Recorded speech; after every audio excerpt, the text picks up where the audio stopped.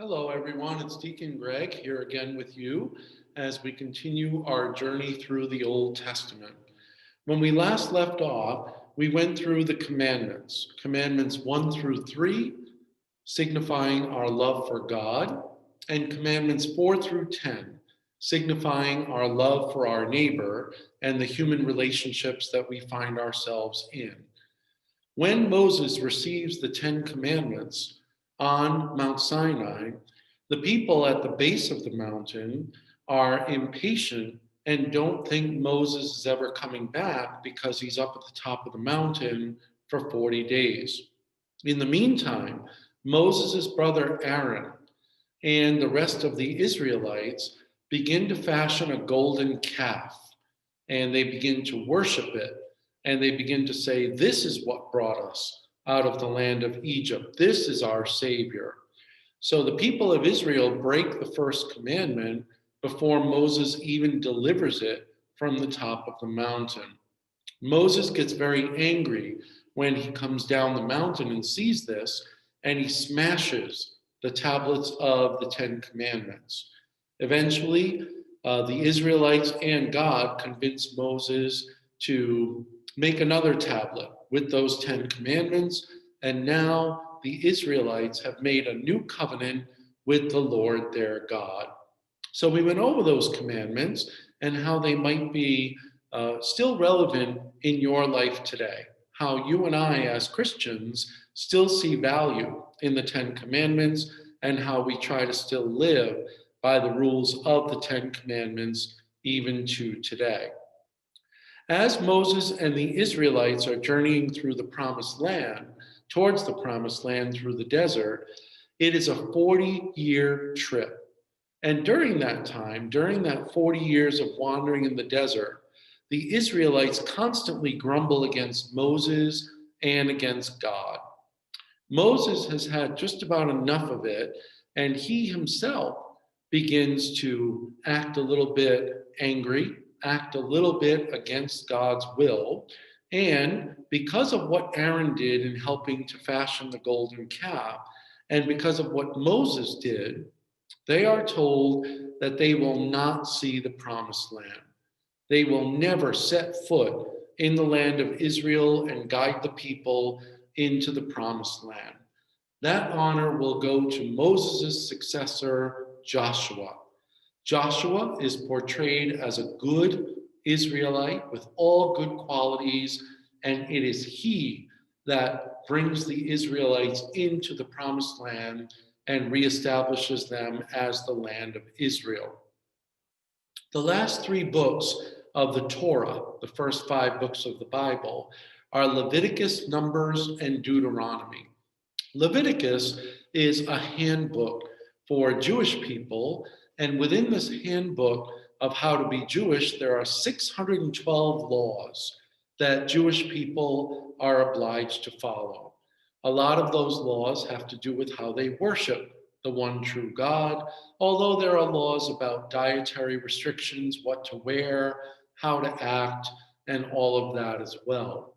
Observant Jews, even in this modern time, still try to follow the 612 laws of the book of Leviticus as closely as they possibly can.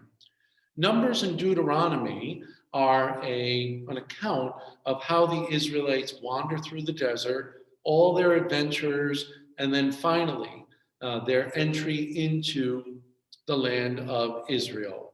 And before Moses dies, he gives these beautiful long sermons, these beautiful eloquent sermons. And these sermons are designed to challenge the people. He basically says, listen, you've been through a lot. God has been your protector. God has been your savior. God has the reason why you're in the land of Israel again. Don't mess up this time. Be faithful to the covenant. Put all your trust and hope and allegiance in God, and things will go well. So when we first met Moses, he was this stuttering, unworthy person. And now, towards the end of his life, in Deuteronomy, he's this eloquent preacher who gives these beautiful long sermons about how to live and about how to stay close to the covenant. Joshua takes over from Moses, and when Joshua gets all the people into the land of Israel and settles them in their tribal lands, he gives this beautiful message to the Israelite people. And he basically says, there are going to be a lot of people that are going to worship false gods. There are going to be a lot of people who are not going to stay faithful to the covenant. There are going to be a lot of people who doubt God and don't want to follow God. But Joshua says, as for me and my house, we will serve the Lord. And this is one of my favorite Bible verses because it really speaks to me as a father and a husband. As the head of a household, this is something I try to live by each and every day. I want to be a good husband. I want to be a good father. And I want my children to know the value of loving God, following God's ways, and being good people. So I always recite that Bible verse to myself every single day. As for me and my household, we will serve the Lord. After the Torah ends, Genesis, Exodus, Leviticus, Numbers, and Deuteronomy, the next book of the Bible is the book of Judges. And the book of Judges, right after the book of Joshua, is all about kind of getting things going in the land of Israel, establishing a government, and settling into the land. And the book of Judges has some very interesting figures. At first, the Israelites did not have a king. They had these rulers that rose up that are called judges. And to show you a little bit about these judges, we have a YouTube video. So let me set this up and let us look at what is portrayed in the book of Judges in the Old Testament.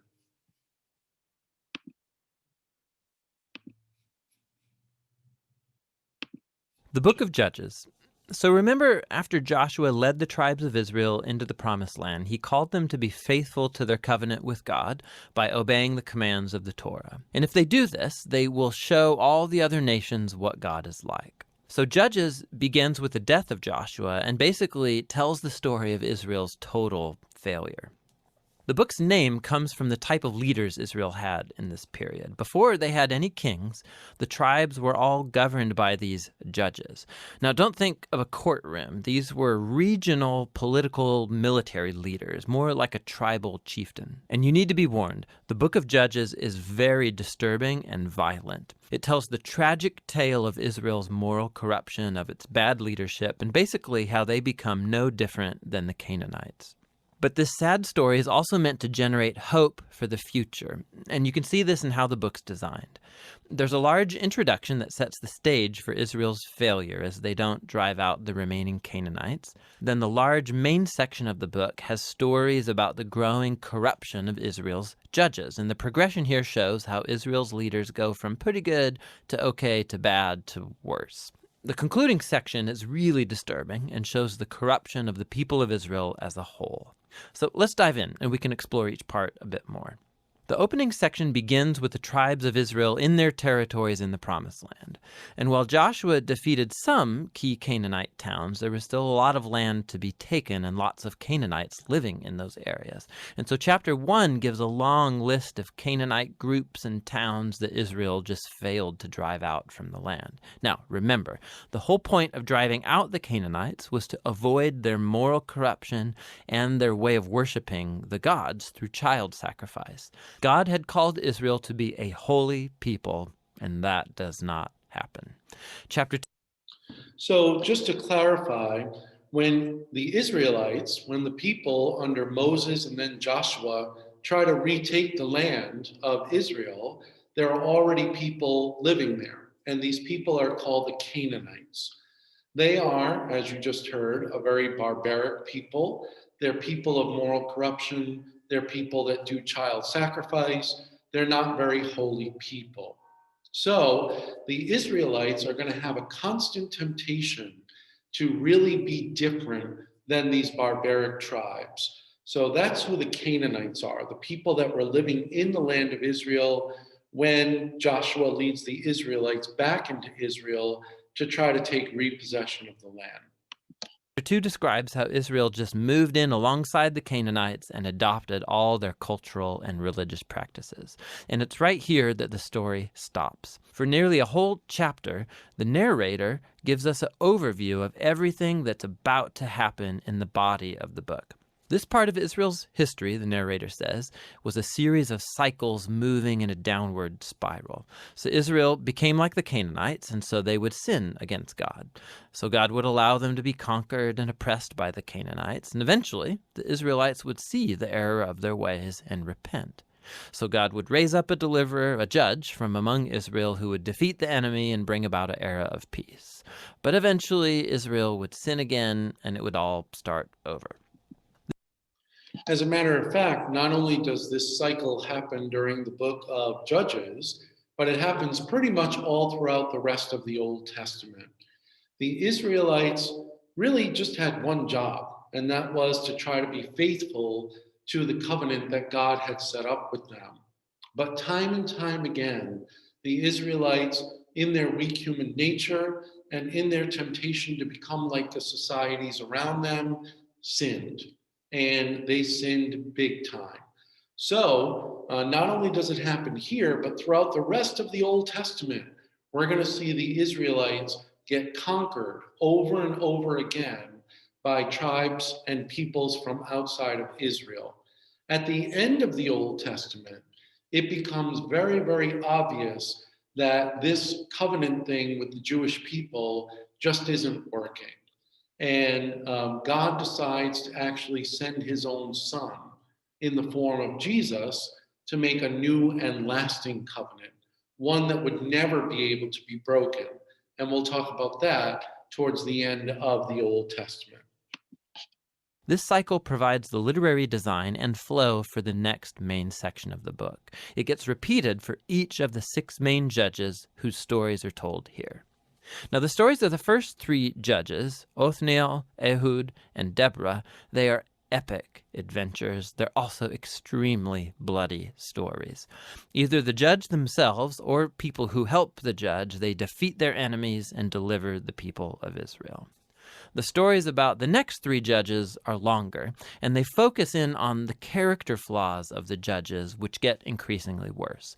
So Gideon, he begins pretty well. He's a coward of a man, but he eventually comes to trust that God can save Israel through him. And so he defeats a huge army of Midianites with only 300 men carrying torches and clay pots.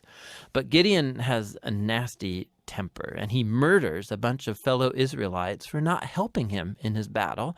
And then it all goes downhill from there. He makes an idol from the gold that he won in his battles.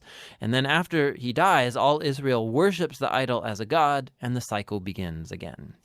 The next main judge is Jephthah, who's something of a mafia thug living up in the hills. And when things get really bad for Israel, the elders come to him begging for his help. And Jephthah was a very effective leader. He won lots of battles against the Ammonites, but he was so unfamiliar with the God of Israel, he treats him like a Canaanite god. He vows to sacrifice his daughter if he wins the battle. This tragic story, it shows just how far Israel has fallen. They no longer know the character of their own God, which leads to murder and to false worship. The last judge, Samson, is by far the worst. His life began full of promise, but he has no regard for the God of Israel. He was promiscuous, violent, and arrogant. He did win brutally strategic victories over the Philistines, but only at the expense of his own integrity, and his life ends in a violent rush of mass murder. Now, a quick note here. You'll notice a repeated theme in the main section of the book, that at key moments, God's Spirit will empower each of these judges to accomplish these great acts of deliverance. Now, the fact that God uses these really screwed up people doesn't mean he endorses all or even any of their decisions. God is committed first and foremost to saving his people, but all he has to work with is these corrupt leaders. And so these judges that you see on the screen in front of you are definitely not role models to look up to. If you read the stories, you'll see why. And they're not good people, but yet God uses them to deliver Israel from Canaanites, Midianites, Philistines, all these different enemies that are trying to take possession of the land along with the Israelites. So I guess if God can work through those flawed people, God can work through us. And that's one of the things that a Christian gets out of the book of Judges is that God works through anyone, and God is willing to work through anyone to accomplish his plan and his work in this world. So maybe God can work through you and I, sinful as we are. Work with them, he does. This whole section is designed to show just how bad things have gotten. You can't even tell the Israelites and the Canaanites apart anymore, and that's just the leaders. The final section shows Israel as a whole hitting bottom. There are two tragic stories here, and they are not for the faint of heart. They're structured by this key line that gets repeated 4 times at the close of the book. In those days, Israel had no king, and everyone did what was right in their own eyes. The first story is about an Israelite named Micah who builds a private temple to an idol, and that gets plundered by a private army sent from the tribe of Dan. So they come and they steal everything, and then they go and burn down the peaceful city of Laish and murder all of its inhabitants. It's a horrifying story. When Israel forgets its God, might makes right. The final story of the book is even worse. It's a shocking tale of sexual abuse and violence, which all leads to Israel's first civil war. It's very disturbing. And that's the point. These stories are meant to serve as a warning. Israel's descent into self-destruction is the result of turning away from the God who loves them and saved them out of slavery in Egypt. And now Israel needs to be delivered again from themselves. The only glimmer of hope in this story is found in this repeated line in the last part of the book. It actually forms the last sentence of the story. Israel has no king. And so the stage is set for the following books to tell the origins of King David's family, the book of Ruth, and also the... So back in those days, there was chaos because there was no king. And the people of Israel are obviously struggling. When we get together again, and when you see another video, we're going to see that Israel decides that it needs a king. Just like everybody else seems to have a king, they believe that they need a king to bring law, to bring order, and to bring stability to the land of Israel. Unfortunately, the people of Israel are going to be wrong in believing that they need a king. But we'll talk about that next time. So for your reflection today, and at the end of this particular presentation, I'd like you to focus on these 3 questions for your reflection paragraph. Number 1, it wasn't Moses who led the people into the promised land, through the desert, and then eventually back into Israel. Who was it? Why wasn't it Moses? Why weren't Moses and Aaron permitted to enter the promised land? Number 2, who ruled the Jewish people in the time after the people settled back in Israel? Not one person, but as a group, what were these people called? Were they good rulers or not, and why? And finally, the quote during the video that we went over. As for me and my house, we will serve the Lord. The great quote of Joshua that the people of Israel should be faithful to God. What does this mean to you? I told you during the video what it means to me. What does it mean to you? Those are the questions for this time, and I will see you virtually the next time that we meet. I wish you God's blessings and peace in your families and in your homes. Take care.